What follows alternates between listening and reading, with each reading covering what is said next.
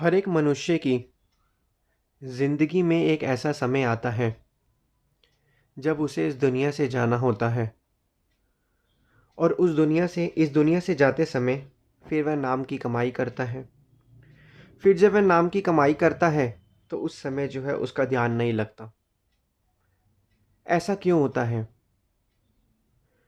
ऐसा इसलिए होता है क्योंकि उस समय उसका ध्यान जो है धन जायदाद, ऐशो इशरत के सामान, परिवार, धन संपत्तियों में फंसा रहता है और उन्हीं चीज़ों को बार बार सोचता रहता है, क्योंकि पूरी ज़िंदगी तो उसने इन्हीं सभी चीज़ों को कमाया बनाया और इसी में ही ध्यान फंसाया। और पूरी ज़िंदगी उसी चीज़ों को सोचा और अंत समय में भी उसको सोचता है। और फिर जब नाम की कमाई करता है तो उस समय उसका ध्यान नहीं लगता, क्योंकि हम सभी ने एक समय के बाद इस दुनिया से चले जाना है, चाहे उसमें आप हो चाहे हम हो। क्योंकि हमारा जो जन्म इस दुनिया में हुआ है सिर्फ कुछ समय के लिए ही हुआ है और उसी कुछ समय में हमें भक्ति परमारथ का काम, नाम सुमिरन आराधन करना था इस दुनिया में आकर। लेकिन हम तो किसी और चीज़ में ही फंस गए, सामानों को चीज़ों को इकट्ठा करने में लग गए, झूठी चीज़ों को सच मानने लग गए, सच्ची चीज़ों पे ध्यान ही देना छोड़ दिया हमने। अब क्या होता है, तो फिर मनुष्य जो है परेशान होते हैं कि हमारा ध्यान नहीं लगता। जिस तरीके से एक विद्यार्थी को, ध्यान से आप श्रवण करिएगा, जिस तरीके से एक विद्यार्थी को अगर वह पूरे साल पढ़ाई अच्छे तरीके से पढ़ाई करता है, तभी वो जाकर जो है अंत समय जो वार्षिक परीक्षा होती है उसमें अच्छे मार्क्स से पास होता है। अगर पूरे साल विद्यार्थी पढ़ाई ना करे और अंत समय में एग्ज़ाम्स के आसपास स्टडी करे तो उसको उतने अच्छे मार्क्स नहीं मिलते और उसको फेल होने के पूरे चांस हैं। इसी तरीके से हमारी ये पूरी जो ज़िंदगी मिली है, हम पूरी ज़िंदगी तो नाम सुमिरन आराधन करते ही नहीं हैं। फिर अंत समय जब आता है तब भगवान का नाम जपने की कोशिश करते हैं, इतनी बड़ी तैयारी करते हैं, लेकिन हमारा मन ही नहीं लगता उस समय। मन तो संसारिक चीज़ों के अंदर जो है फंसा रहता है। कहते हैं अंत समय में, मरते समय जिसका ध्यान जो है मकान में फंसा होता है उसको अगले जन्म में सूअर की योनि मिलती है।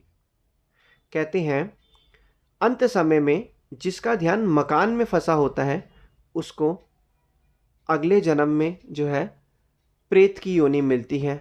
जिसका ध्यान बच्चों में फंसा होता है उसको अगले जन्म में सूअर की योनि मिलती है। जिसका ध्यान जो है धन में फंसा होता है उसको अगले जन्म में जो है सांप की योनि मिलती है।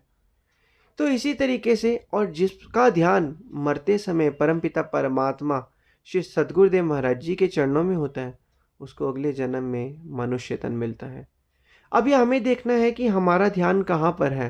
पूरी ज़िंदगी तो हम ध्यान देते ही नहीं हैं, हम ऐशो इशरत के सामानों को इकट्ठा करते रहते हैं और हम बहुत आराम से हम ये सोचते हैं कि अभी तो हमारे पास बहुत समय है, अभी तो हमारे पास जो है बहुत लंबी ज़िंदगी है, आराम से ज़िंदगी जिएंगे। कुछ लोगों का कहना यही है कि हम अंत समय में नाम जप लेंगे। कहते हैं जब हमारा अंत समय आएगा, जब यमराज आएंगे हमें लेने, चाहे हम सो रहे हों, चाहे हम जाग रहे हों, चाहे हम खेल रहे हों, चाहे हम कूद रहे हों, चाहे हम गाड़ी चला रहे हों, चाहे हम टीवी देख रहे हों, चाहे हम कुछ भी कर रहे हों, वो तो हमें यहाँ से ले ही जाएंगे। तब वो हमारी सुनेंगे नहीं कि तुम, तब हम उनको ये कहेंगे कि थोड़े समय रुक जाओ, हमें काम पूरा करने दो, हम तब आपके साथ चलेंगे। वो आपकी कुछ नहीं सुनेंगे, चुपचाप आपको ले जाएंगे जब आपका यहाँ से समय पूरा होगा।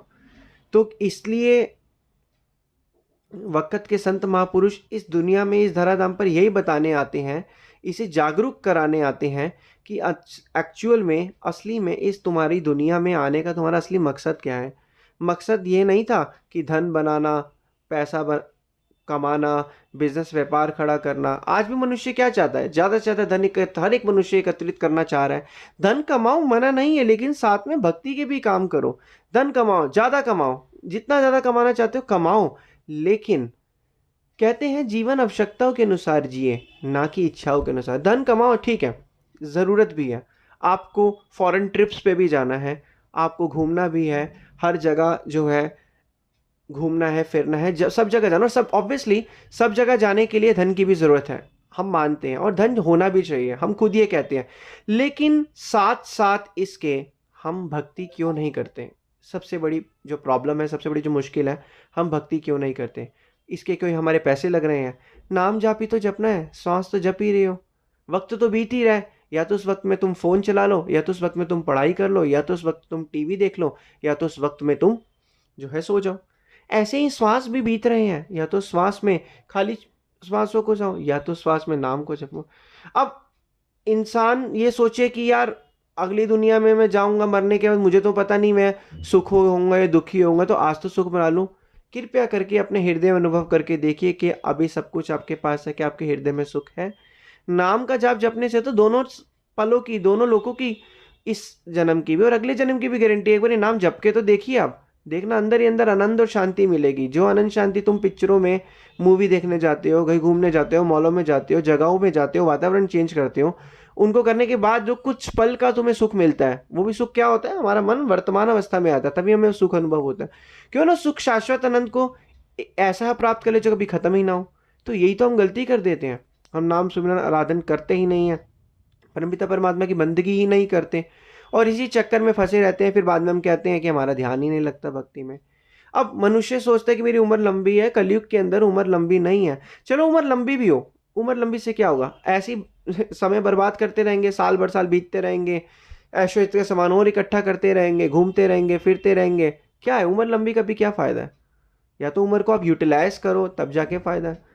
पहले के समय में होता था, उम्र लंबी लंबी होती थी, साधु संत लंबे समय तक साधना करते थे, लेकिन आज के समय में थोड़ा ना ऐसे है।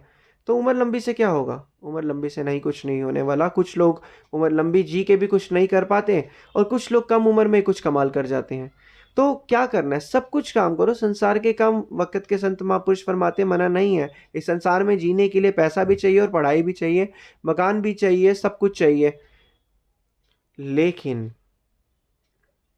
आपको एक चीज़ समझनी है क्या, कि जितना हो सके हमें परमपिता परमात्मा की बंदगी भी चाहिए, हमें नाम का सुमिरन आराधन भी करना चाहिए। क्योंकि जो मेडिटेशन करता है, जो भजन अभ्यास करता है, उसके अंदर एक अलग ही तेज होता है, अलग ही प्रकाश होता है, और वही जो है इस दुनिया में आकर उस असली जो सच्ची बाजी होती है उसको जीत पाता है। आम संसारी दुनिया क्या है, जिस तरीके से कक्षा के अंदर सिर्फ कुछ ही स्टूडेंट पढ़ने वाले होते हैं, बाकी सब जो है पीछे क्लास में बैठे होते हैं, उसी तरीके से इस दुनिया में पूरी भीड़ भरी हुई है, पूरी भीड़ भरी हुई है। फर्स्ट सेकंड थर्ड वही है, और कुछ लोग वही हैं जो हम जैसे और आप जैसे, जो परमपिता परमात्मा का नाम जप रहे हैं। संत महापुरुष तो अपने हर एक समय में, संत महापुरुष अपने अपने समय में आके हमें ये चेतावनी देते हैं, बतलाते हैं कि भाई तेरे पास समय कम है, इस समय को अच्छे से इस्तेमाल करें। तुम ये देखो, समय की कीमत जाननी है, समय की क्या कीमत होती है, एक ज़िंदगी की क्या कीमत होती है, उस बंदे से पूछो जिसको कैंसर होता है, और जिसको पता होता है कि अब मैं कुछ पल में मरने वाला हूँ, उससे पूछो ज़िंदगी की क्या कीमत होती है।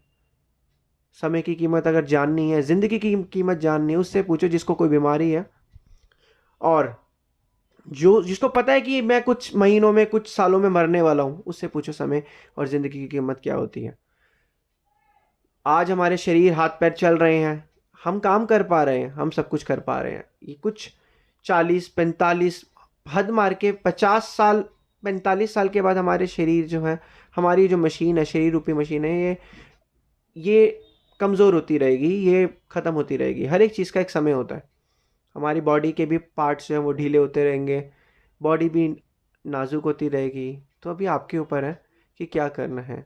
इस मशीन से, जब तक ये मशीन जवान है, जब तक ये मशीन चल रही है, उतना इस परमपिता परमात्मा की बंदगी की जाए। समय तो बीत ही रहा है, समय सन 2022 ख़त्म होने को है, सन 2023 आने वाला है। ऐसे कितने सन बीत चुके हैं, और ऐसे कितने सन आने वाले समय में आएंगे। तो हमें क्या करना है, नाम की कमाई करना है। ध्यान नहीं लगता, ध्यान इसलिए नहीं लगता, पूरी दुनिया में हमने संसार में संसारिक चीज़ों को अपने मन के अंदर बैठाया, और हम जिंदगी भी लंबी चाहते हैं, संसारिक चीज़ों में आनंद से झूम रहे हैं, जो कि सब झूठ है, और जो कि सब छूट जाने वाला है। फिर हमारे साथ वहाँ पे कुछ नहीं जाएगा। क्या करते हैं लोग, चीज़ें बनाते हैं, अरे मैं यहाँ से पैसा कमाऊंगा, यहाँ से पैसे को मैं वहाँ इन्वेस्ट करूँगा, वहाँ से मैं इतना ROI, रिटर्न ऑन इन्वेस्टमेंट प्राप्त करूँगा, वहाँ से मैं इतनी चीज़ों को प्राप्त करूँगा, वहाँ से मैं यहाँ पे पैसा करूँगा, इस रेंटल इनकम को मैं वहाँ पे यूज़ करूँगा, मेरे सोर्स ऑफ इनकम यहाँ से होंगे, वहाँ से होंगे। इतना सब कुछ कर करके सारा ध्यान तो यहीं फंसा रह गया। थोड़ा सा इन कामों के साथ साथ भक्ति के कामों को भी रोज करें, तो थोड़ा ध्यान वहाँ पे भी जाएगा। क्योंकि जो हम कर्म करते हैं वही ध्यान हमारे मन के अंदर आता है। सबसे पहले विचार उत्पन्न होते हैं, विचारों से कर्म बनते हैं, कर्म से फिर विचार बनते हैं, फिर विचारों से कर्म बनते हैं, ऐसे करके एक साइकिल चलता रहता है। सो आपको